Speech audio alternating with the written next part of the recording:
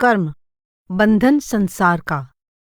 दोज़ख माही बुरो का वासा, भले बहिश्त को जाही, नरक स्वर्ग साबित हुए सब 84 माही।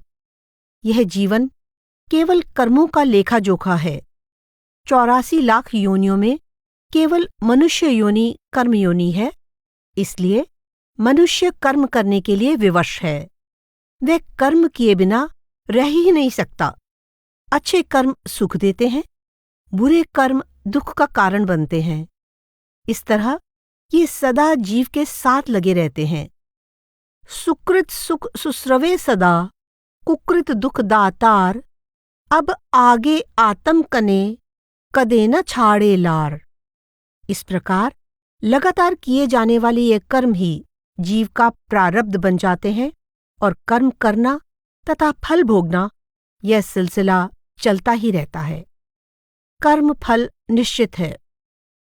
हमारे अपने कर्मों के अनुसार प्रारब्ध में जो कुछ लिखा होता है, उसमें किसी प्रकार की फेरबदल, कमी या बढ़ोतरी नहीं की जा सकती।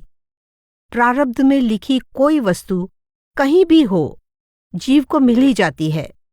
परंतु यदि कोई चीज हमारे भाग्य में नहीं है, तो यत्न करने पर भी वह हमें प्राप्त नहीं होती। भगवंत भाग्य माही लिख्या, सोई मिलसी आए, ता ऊपरी ओछा अधिक, रज्जब लिया न जाए। एक ही माता पिता के बच्चे अपने अपने भाग्य से बंधे होने के कारण जीवन में अलग अलग रूप में सुख दुख पाते हैं। यह उसी तरह है जैसे एक ही लकड़ी से बनी कंघी और खड़ाऊं एक जैसी स्थिति में नहीं होती।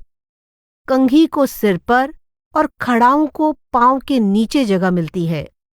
रज्जब कंघी पावड़ेयों, काष्ठहु लागा एक। यह सब भाग्य का ही खेल है कि दुनिया में कोई सुख भोग रहा है तो कोई दुख झेल रहा है। कर्मों के अनुसार कोई पैसे पैसे के लिए तरसता फिरता है, जबकि दूसरा ऊंचे आसन पर विराजमान है और करोड़ों रुपयों को भी ठोकर मार देता है। इक कौड़ी कौड़ी को फिर ही, इक बैठे कौड़ी न लेही। प्रारब्ध वास्तव में जीव के अपने कर्मों का फल है। जीव यदि दूसरों को सुख देता है तो बदले में स्वयं भी सुख भोगता है, और यदि दूसरों को दुखी करता है तो खुद भी दुख ही पाता है। सुख दीन्हे सुख पाइये, दुख दीन्हे दुख होए। शरीर द्वारा किए गए कर्मों का फल शारीरिक सुख दुख के रूप में मिलता है, और दूसरे लोगों के मन को दिए सुख दुख का फल मानसिक कष्टों के रूप में। यह शरीर तो नष्ट हो जाता है, परंतु मन के पाप शरीर के नष्ट होने पर भी समाप्त नहीं होते। तन तुच्छ जाता देखिए, रहता मन अपराध। संसार में ऐसी कई घटनाएं देखने में आती हैं जिनके द्वारा हमें इसका प्रमाण मिल जाता है। कभी कभी तो हाथों हाथ ही कर्म का फल मिल जाता है और हम दंग रह जाते हैं। मनुष्य जन्म में किए हुए कर्म ही अगले जन्म का आधार बनते हैं। कर्मों के अनुसार फल भोगने का दृष्टांत देते हुए रज्जब जी कहते हैं, गोला छूटा और दिशी, पंखी आया बीच, रज्जब कहिए कौन सौ, भागो हुए गई मीच। तोप से गोला छूटने पर यदि कोई उड़ता हुआ पक्षी अचानक उसके घेरे में आ जाता है, तो किसी और उद्देश्य से दागे गए गोले से पक्षी भी मर जाता है। इसमें किसी का क्या दोष? पक्षी का पिछले कर्मों के कारण प्रारब्ध ही ऐसा था कि इस दुर्घटना में उसकी मृत्यु होनी थी। इस तरह जीव के आवागमन का यह सिलसिला कभी समाप्त नहीं होता। तो 84 रज्जबा मिटती दीसे नाही। रज्जब जी कहते हैं कि परमात्मा से शिकायत करने का क्या लाभ? रज्जब रूठे तूठे किसी के, घटे बधे कछु नाही। राम रच्या सो होएगा, लिखा जो मस्तक माही। किसी के रूठने या खुश होने से कुछ भी घटता बढ़ता नहीं, क्योंकि प्रभु के रचे विधान के अनुसार अपने कर्मों के आधार पर ही भाग्य बनता है और वही होता है। आशा बंधन आत्मा। आवागमन के इस चक्कर में फंसे रहने का कारण हमारी अपनी ही इच्छाएं और अभिलाषाएं हैं। मन के अधीन होकर यदि हम अच्छे कर्म करते हैं तो भी हमें आवागमन के चक्कर से छुटकारा नहीं मिलता, क्योंकि हम फल की इच्छा रखते हुए कर्म करते हैं। फल की आशा भी हमारे लिए कर्म बंधन बन जाती है। 84 जामन मरण मनसु मनोरथ होए, बीज बिना उगे नहीं, जानत है सब कोय।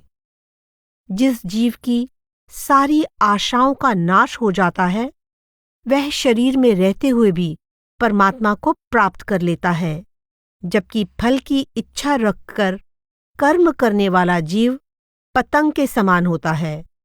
सहकामी संसार बस गुड़ी रूप उनहार।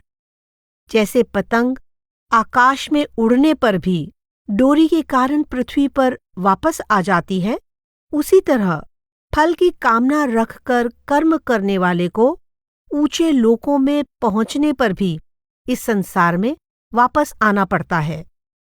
जिसके मन में दुनियावी पदार्थों की चाह है, वह ना तो परमात्मा के बारे में जानना चाहता है, ना ही अपने असली रूप की पहचान करना चाहता है। इसीलिए रज्जब जी ने चाह को विषैला कांटा कहा है। पाँव में जब कोई विषैला कांटा चुभ जाता है, तब दर्द के कारण चलना मुश्किल हो जाता है।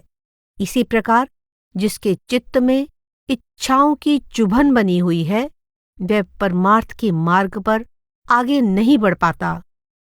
रज्जब कांटा चाह का विषरूपी सुविशैल, सोवा चुभ्या चित्त चरण में रही सुगोविंद गैल। आशाएं जीवात्मा का ऐसा अटूट बंधन है जिनसे छूटना बहुत मुश्किल है। आशा बंधन आत्मा, मुक्त निराशा नित्य। तीनों लोकों में जीव चाहे कहीं भी चला जाए, इच्छाओं का दास बना रहता है। यहाँ तक कि स्वर्ग या पाताल में भी वह अपनी इच्छाओं का त्याग नहीं कर पाता। पाताल सु फांसी न कटै, आशा वश सब कोय। इसके विपरीत जो अपने मन को सांसारिक कामनाओं से मुक्त कर लेता है, उस जीव को कण कण में समाये हुए उस निराधार प्रभु का सहारा मिल जाता है। आशा उलझी आसिरै, निराशा निर्धार। कर्मों से मुक्ति। संसार में कर्मों का यह व्यापार चलता ही रहता है और ऐसी हालत में प्रभु को प्राप्त नहीं किया जा सकता। रज्जब दिया पाइये, मार्या मारे आए, यहु सौदा संसार मध्य, साहिब लिया न जाए। कर्मों से बंधे प्राणी बंधन मुक्त होने की खातिर यदि एक दूसरे के लिए मुक्ति का साधन बनने की आशा करें तो उससे कोई लाभ नहीं होगा।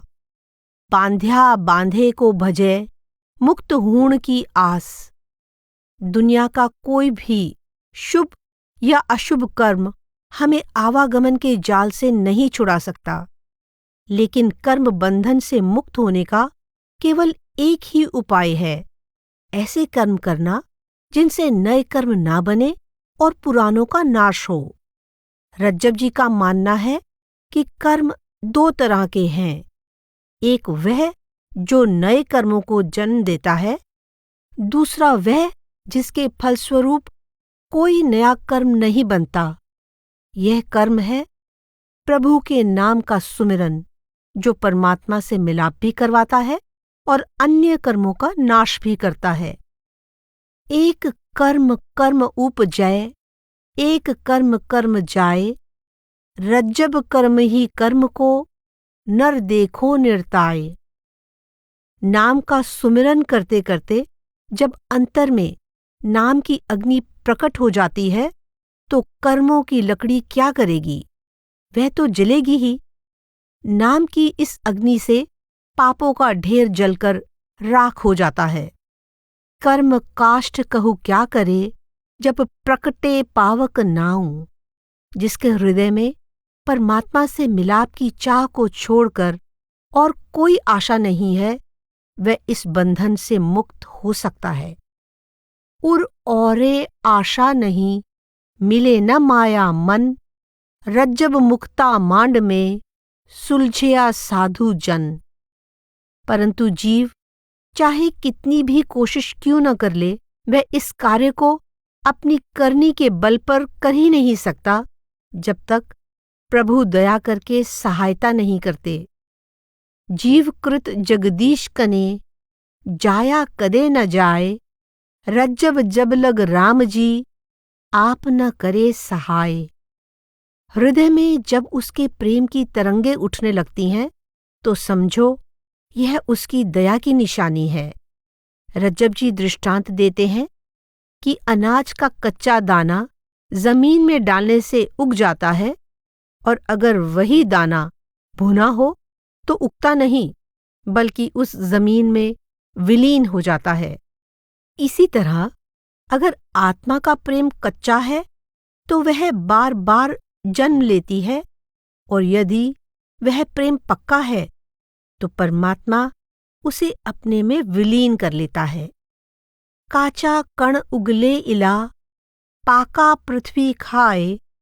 त्यों ही आत्म राम रुचि, नर देखो निरताए।